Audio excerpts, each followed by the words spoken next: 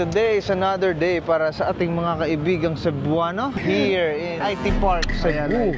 Magbabaka sakali na naman kami. Mag-aalok ng mga isa.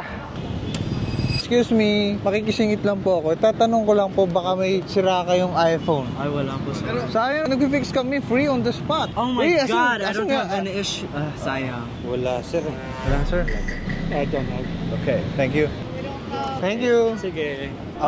My iPhone's fine. Alright, thank you. Wala. Okay, thank you.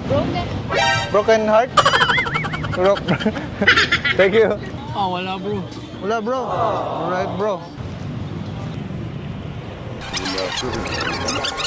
Question ko lang po ba, nag-fix kasi kami ng iPhone free. On the spot namin ginagawa.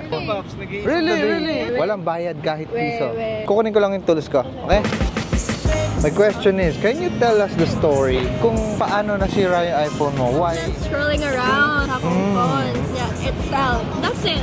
Kausa agad siya na fell. And ani na siya. Ano sabi niya? Based sa aking 7 common senses, namamasya lang daw siya. And then she's so clumsy down.